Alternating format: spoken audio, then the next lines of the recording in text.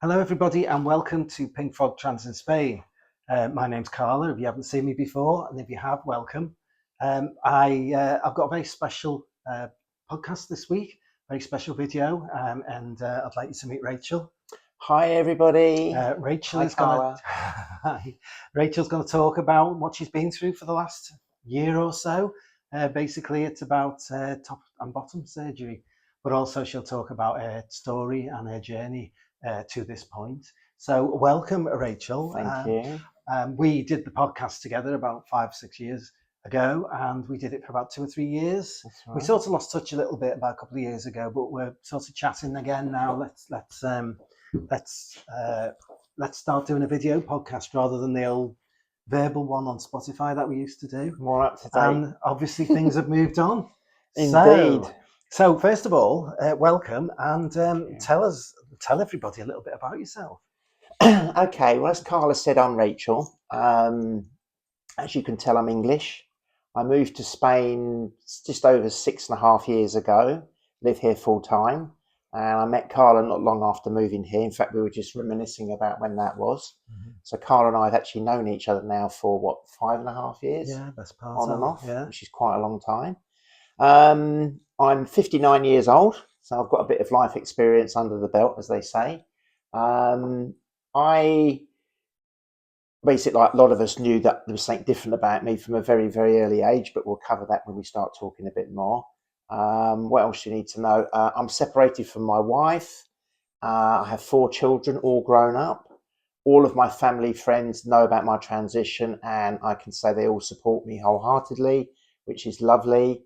And I'm living my best life out here in Spain. And how long have you lived over here? 6 years and a half now, or 7 years, 6 years, I think. Yeah. And before that, were you out? I was, yeah, in secret. I've been full time out now for about 4.5 years. Before we moved to Spain, I was doing dressing in secret, like a lot of us do.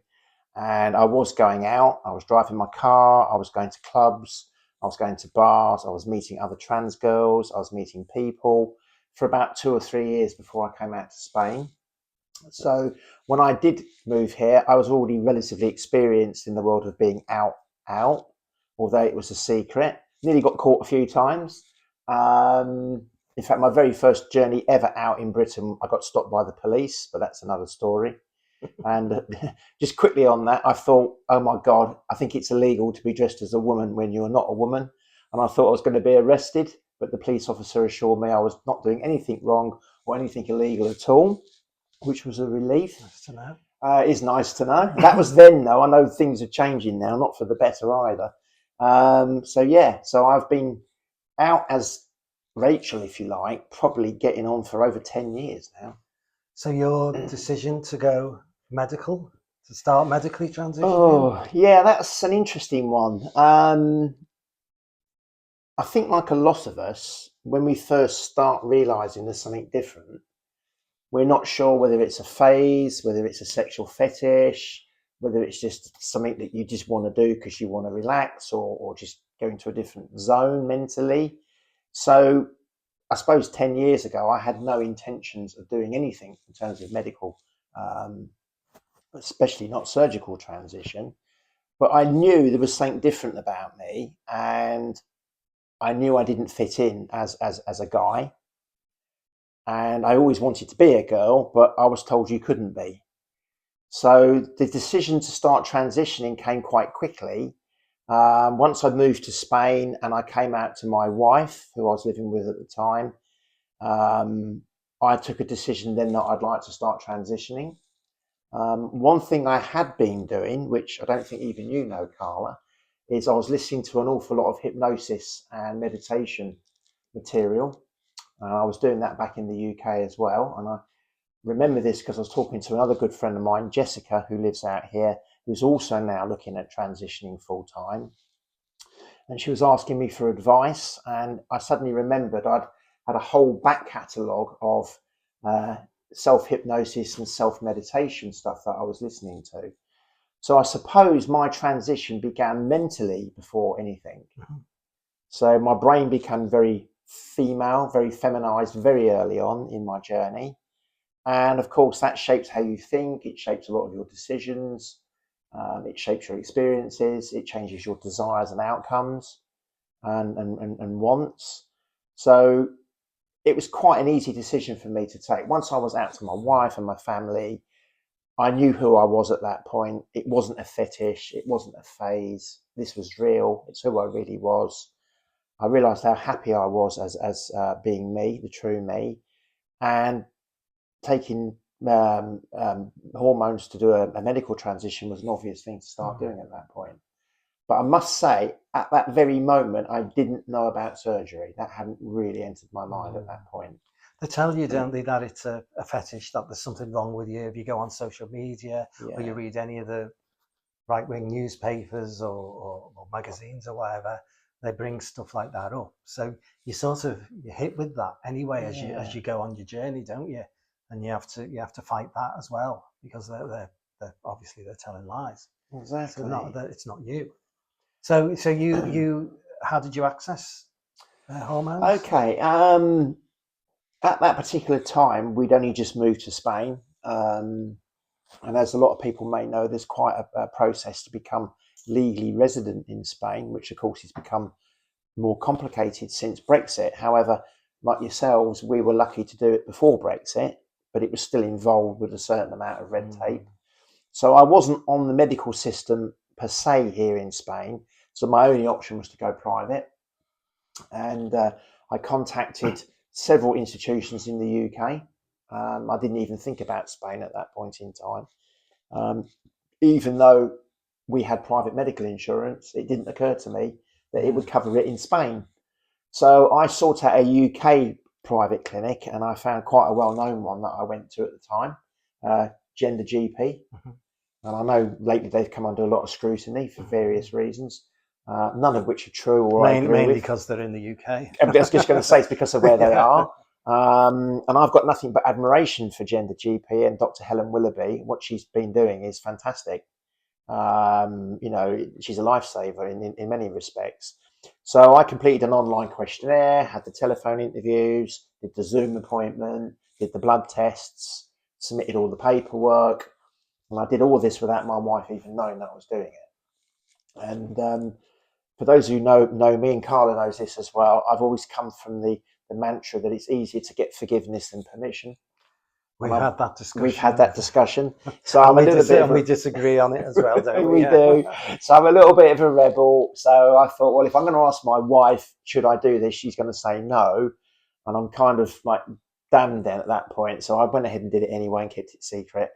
And she didn't know. It was quite easy to hide in the beginning.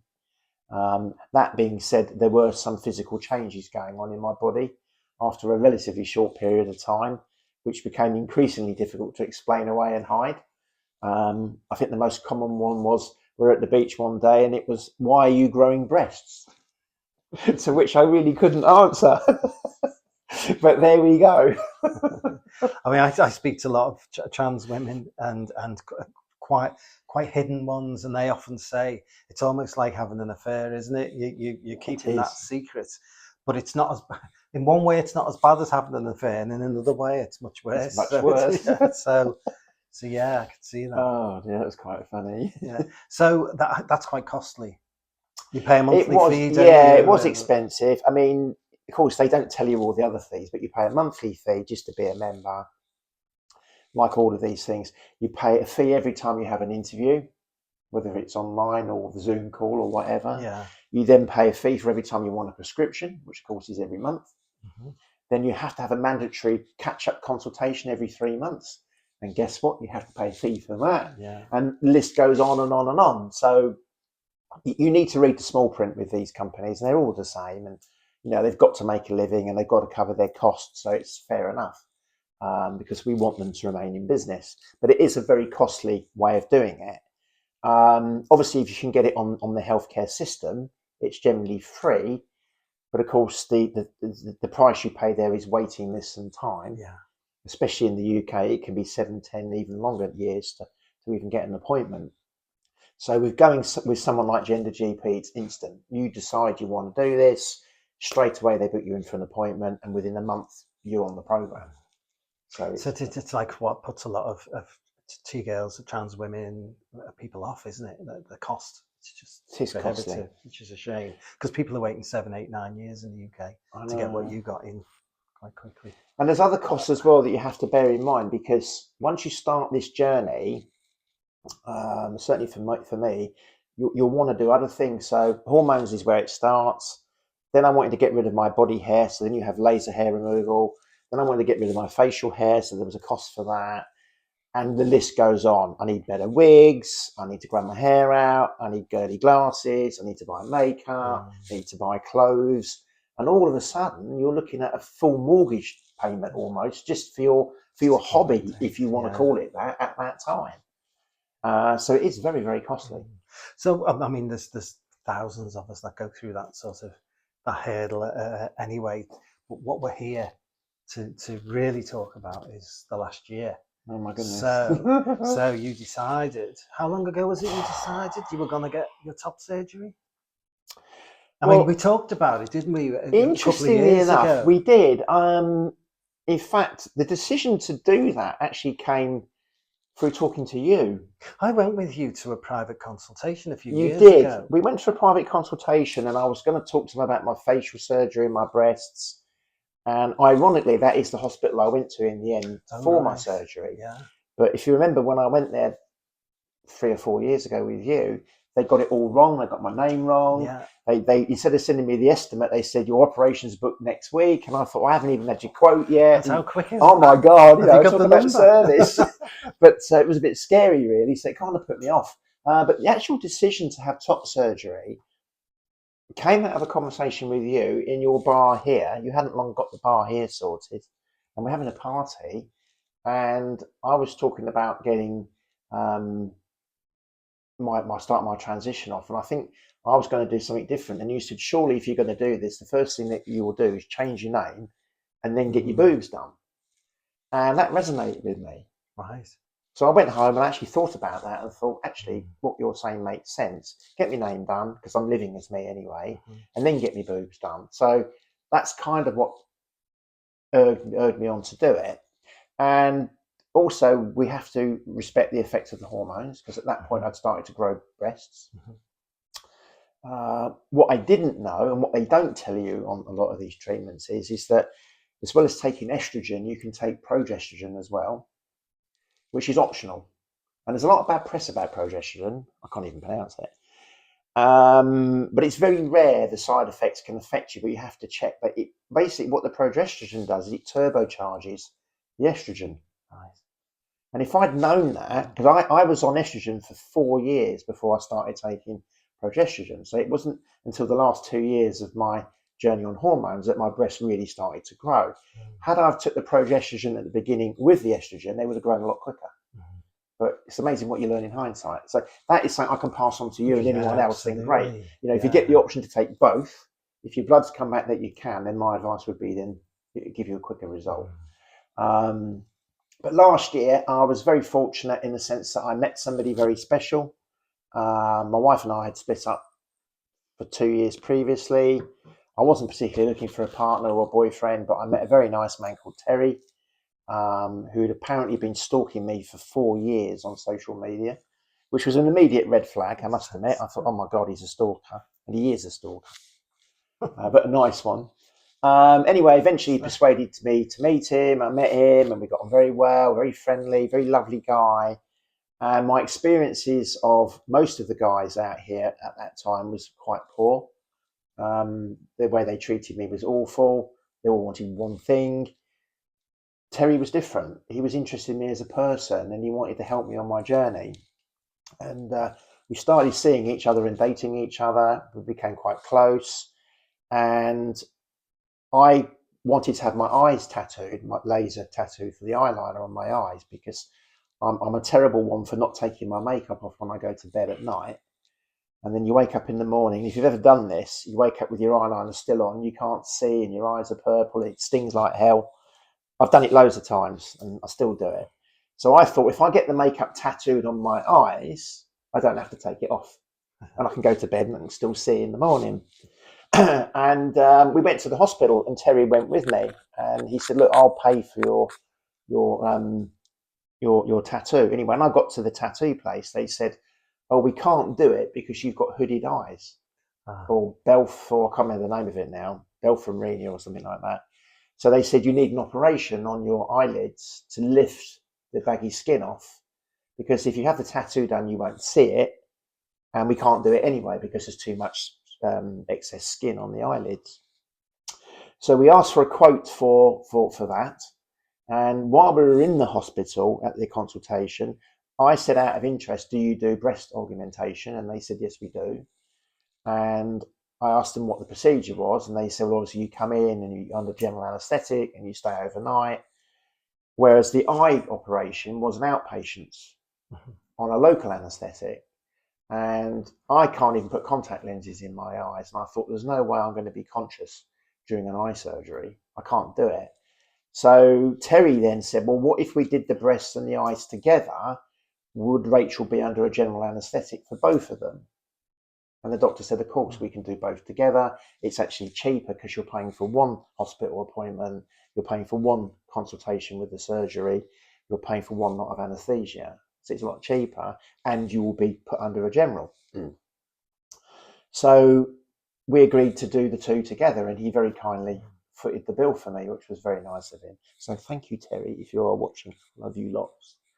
So I got booked in to have my breasts and my eyes done. So I suppose what I'm trying to say in a roundabout way is the intention wasn't to get my boobs done; it was to get my eyes done. But I got them both done. I mean, it's important to know that, especially with your boobs being done. Is there anything you have to have done before you can do that? Do you have to be on hormones for a certain amount of time? Do you have to have your gender recognition certificate? Do you have to? Is there any? What are the hurdles? That's again a very interesting question. In Spain, there's no gatekeeping, which is good and bad. So you literally can pitch up and go, "I want boobies," and you can have boobies if you pay the bill. The downside of that, of course, is if you're not psychologically ready or you don't really mean it, then you're going to do irreversible damage to yourself if you're not careful, which could make things difficult. So the answer is no, you don't need any clinical diagnosis of anything. Obviously, it helps. My advice would be anyone undergoing any kind of transition, it's well worth getting a clinical diagnosis so you know yourself for certain. And then if there are any checks and balances along the way that you have to conform to, you've got that to fall back on. Because sometimes it can take a long time to get these diagnoses. It can be quite, even here in Spain, it can be quite convoluted. I've got a friend that we both know, Jessica, who's undergoing her transition now. And it's took her nearly 3 months just to get an answer from the clinician to do the diagnosis for her. And then it's another 2 months to get the appointment. So that's like 6 months.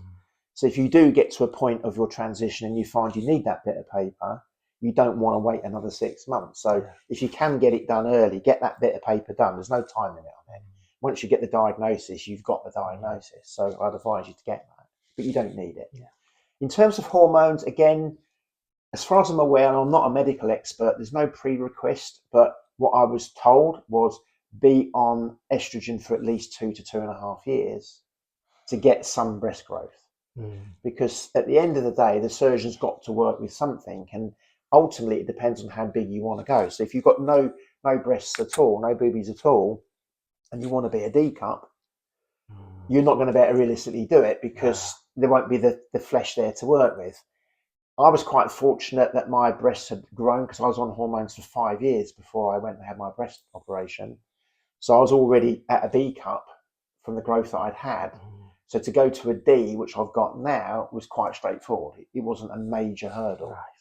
And the implants were only 450 cc's each because the D cup is 800 each. And to have that in one go would be too much. You just wouldn't have the skin to do it.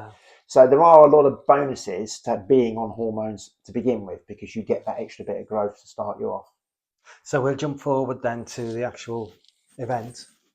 Okay. It was, you're talking about, breasts still. June last year, the actual event, I was very excited. There was no pre-request for like special diets or anything. Literally get up in the morning, go to the hospital. And the actual surgery hospital is in a town called Elche, even though the hospital's here in Torrevieja. So you have it's about an hour's drive. So we had to leave at 5 in the morning because check-in was at 7. Mm-hmm. And we got there and there was no one there at 7. And there was all these people outside and the building was locked. And at 8 o'clock, the building was still locked and we were still outside. And I was pacing up and down like a lion thinking, oh my God, we come to the wrong place. And if we don't register, I'm going to miss my surgery. And literally at 8:10, the doors opened and we were all in. And there was a whole group of us going in, which was quite scary. But I was the only one having breast augmentation that day. And being a private hospital, it was fantastic. The room was amazing. It was a ginormous room. I mean, I don't think I've ever stayed in a hotel room as big as this. Had a balcony, had a jacuzzi bath in there, a shower. And I thought, oh, this is nice for an overnight stay. And I thought, I'll get comfortable. Within 10 minutes of getting in the room, they said, you're going down, put your gown on. So I didn't get the benefit of the room at all. Terry did, because he was there for the overnight with me. So he had the splendours of the room and I didn't. So it was all pretty quick. And I've never had an operation before in my life. So I was a bit apprehensive about this. And I will tell you a funny story in a minute about the surgery itself as it was happening. But I wasn't nervous. I was apprehensive. But when they came to get me, I just had this calm relaxation come over me. And I put the paper gown on that you've got to wear and the little paper slippers and the hairnet thing. And off I went. And I remember just seeing, like in the movies, you're laying flat in the bed and you just see the ceiling tiles disappearing with the occasional fluorescent light. And it was literally like watching one of those movies where someone's going to hospital. And then there was a lift and then there was a doorway and another lift. And then I ended up in a very cold room. And I remember thinking, oh my God, they brought me to the morgue instead of the operating theatre because it's freezing cold down here. And apparently that's normal here in Spain. They freeze the operating theatres. Oh, good God. And when I spoke to the surgeon, it's because of germs. It stops bacteria, apparently. Growing, yeah. So it's really cold. And you're in a paper gown. Yeah. And they are as well, bizarrely. Oh, blimey. Then what happened was quite funny. Because you get shown into the operating room fully conscious without any pre-meds going in your bloodstream. And I walked into the operating theatre and there's the table laid out where they're going to operate with all the tools and the forceps and the scalpels. And I'm thinking, oh my God, I don't like this.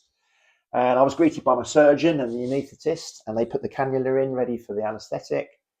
And because I was having my eyes done and my breasts done, and I had liposuction done as well, by the way, I had 3 procedures all in one to shape the hips. He asked me to strip off in the corner with the gown and he stood up and he started drawing with a felt tip all over my chest. And my doctor's a doctor called Dr. Ruben. He's a very good looking doctor. He's about 40, really good looking guy. And he's literally about this far from me. I'm stood there virtually in the nude thinking, oh my God, this is a bit interesting. And he's drawing all over my chest where my boobs are going to be and everything. And he's happy with that. And then he said, right, put your gown on and go and sit on the bed. So I've got my gown back up. I've sat on the bed. And because I've got no underwear on, and obviously I was pre-op back then, down there, I had my legs clamped together because I didn't want to be showing anything off I shouldn't be. Yeah. So I'm sat there with my legs firmly tight like this. He's got on one of those wheelie stool things, and he's wheeled across, and he's opened his legs either side of my legs to get close to me to start drawing on my eyes. And I kid you not, my kneecap was touching his privates. I could feel them through his trousers. And he's looking at me going, Rachel, look into my eyes. And I thought, you're having a laugh, aren't you? And then he started drawing all over my eyes. And I thought, this is interesting. And I don't remember much more other than I lay on the bed and the anaesthetist said, right, you're going to get a bit woozy. And they said, count down from 10. And I was out. Yeah. And then the next thing, a second later, I was waking up. I was lying there and I had my eyes shut and I heard this voice going, Rachel, Rachel, Rachel, Rachel. And I thought, if I don't wake up, she's not going to stop. Yeah. So I opened my eyes and went, yes. And she went, hi, and walked off. And I was awake. Yeah. And my first reaction was, oh, they haven't done it. Because it was too quick. Yeah. And I put my arms around and I went, oh, yeah, they have. But you're cased up like a mummy. So you're all bandaged. But it was obviously a bit more of me than there was before I went to sleep. So post-op then, the next month or so? Well, there was no pain in the hospital. I had to go home fully incarcerated in the bandage. I was in hospital overnight. The worst bit about that was the anaesthetic and the drugs they give you, because they were giving me temazepam and goodness knows what else. I felt really ill. Mm. And you have to stand up and walk to the toilet and back on your own before they'll discharge you. Right. And trying to get out of bed just to go for a wee, I felt like I was going to collapse. I couldn't do it. So it took me about 15 hours to actually get out of the bed and be able to walk to the toilet without feeling like I was going to collapse. And that was nothing to do with the procedure. It was the effects of the anaesthetic and all the drugs I was on. And that wore off over the night. So the following morning, I was able to get out of the bed on my own unassisted, and they were happy to discharge me. And we came home at 9 o'clock the next morning, which was quite bizarre, really, because you've had that operation and you're going home, and the bandage was all on me, like this plaster casting all around here. What they did say is don't have a shower and don't raise your arms above shoulder height. For how long? Well, I'll come to that. I had to stay in this thing for 2 days, and then I had to go to the hospital in Torrevieja, and they took the bandage off, and that was the big reveal. And I don't know what I was expecting. I was happy with my eyes, because straight away I could see the difference in my eyes, and there was minimal scarring. You could hardly see the stitches. There was no bandages over my eyes. They were just a little bit sore. But when they took the bandage off from my breasts, I didn't like what I saw at all. It was horrible. It was black. There was bruising everywhere. There was the remnants of the felt tip pen smudged all over me. I looked like I'd been in a car crash. And one was over here and one was over there. And I thought, oh my God, he's put them in the wrong place. And they looked horrible. They were ghastly. And I actually stood there and cried and thought, what the hell have I done? And it was the most horrible moment, not just from what I was seeing, but I suddenly had this mass panic. Oh my God, am I doing the right thing? Do I really want to do this? What the hell am I actually doing? And my whole life suddenly felt shattered in that moment. I saw myself in the mirror. And what I believed was going to be a fantastic ta-da moment was actually the opposite. It was horrific. Yeah. And it actually quite unsettled me, that did. And I went into a bit of depression for a few days after that. Flip side is that's very short-lived, and the felt tip washes off when you have a shower. And I had to have my breasts massaged for the next 3 days in the hospital. So I had to go into the hospital, and there was 2 lovely nurses, one on one side, one on the other side, massaging them. And they basically massaged them into position. Right. And because that's of handy to know that, because if anybody else no, it's quite frightening. When you see the distance, you think, crikey's one there, one there. You look like a freak. You just think, this is not right. I mean, they've done hundreds and thousands of those operations, haven't they? But still, but it's the first time for you, absolutely. and it's like they've cocked mine up. And it was horrific. But as the nurses were massaging them, I could feel them moving. I could hear them moving. So for the first 3 days, I was having them massaged across, and they started to move, and they were settling down because they're very high as well. Because of the size I went to, I had to have my nipples replaced as well. So they had to cut my nipples off and remove them, which didn't hurt at all. And it's actually no scarring at all. They had to move them up because otherwise they'd be pointing downwards. So they're in the right position. And he's actually done a fantastic job. Obviously, I can't show you because it's on YouTube. So that went on for 3 days after the bandage. And then they said, right, you need to continue with this process of the massaging every night before you go to bed for the next month.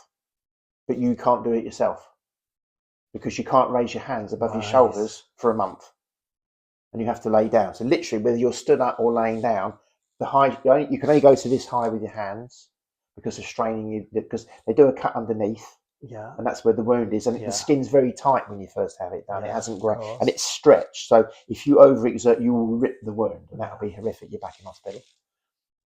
So you can't basically massage your own breasts. You can't lift any shopping bags. You can't do anything. So they said, well, your boyfriend will have to come and do it. So I remember going home and I WhatsApped Terry and said, I'm going to make your Christmas days all come true at once. I said, you've got to come to my flat every night for the next month and massage my boobies. And he said, I'm your man. I'll be there like a shot. And I thought, I bet you will. So literally, bless him, we drove all the way down. It is 10 kilometres from me. Drove down every single evening to massage this gel into my boobies and to keep them massaged and put the ointment on. And every week I had to go to the hospital and just for checkups. And again, they'd measure everything. And it took about a month for them to start moving into the right position. Actually, now they've only just started to come together, and we're now 6 months or even 7 months since the op, and they're now so I'm starting to get a cleavage because they were about quite 8 or 9 months now, aren't we? Is it 8 or 9 months? Yeah. June? Is it as late as that? Yeah. It's within the next 2 or 3 months they'll probably come completely close together, and I've only just been able to go into normal bras. You have to wear a surgical bra for 3 or 4 months, 24 hours a day. And I had my operation in June, and in August here in Spain it was 43 degrees, and I'm in a flipping surgical bra that you cannot take off night or day. Yeah. That's not fun. And you're lying there in bed and you're itching and it's digging in, and it's a compression garment. So you're walking like Frankenstein. You are, and you feel like Frankenstein, and you're worse. And but you've got to wear it. And I'm a stickler for following doctor's orders, because you go through all these procedures. You've gone through the worst bit. Why ruin it just for taking shortcuts with your recovery? It'll take as long as it takes. And the best advice I can give anyone is do exactly what the doctor tells you. If you have this done, follow it. It's especially important with top surgery. It's actually more invasive and actually a more riskier surgery than bottom surgery, I found out since, which is interesting. There was pain, more so from where I had the liposuction done. So I had a bit, and you can't see it now because I've been a pig since my bottom surgery. I've been eating for Spain and Britain combined, but I had sculpting done here. That hurt the most because it's quite brutal. They go in 2 incisions above your groin, and they go in and they get all the fat out and everything. I had bruising from my armpit down to my hips for about 2 or 3 months. It was pretty horrific. And every time I breathed or moved or turned, that hurt. And that kind of took the attention away from the pain in my breasts. So I don't think they've ever hurt. They don't never feel hurt at all. The sensation went, of course, because the nipples were moved. That's all come back, more so now than ever. I used to have some sensation receptors in my nipples. Now it's like an atomic bomb goes off. It's completely rewired my nervous system, I think. I'm sure the estrogens had something to do with that as well. But they've really healed nicely. I've got hardly any scarring at all, and they're coming together nicely now. And I've actually got proper underwear that I can wear, like underwire bras. I can wear lift up bras. I'm just wearing a normal bra today, but I can wear a balcony bra. But because I went for a D cup, I don't need to. It will look a bit silly if I did that, perhaps. Fantastic.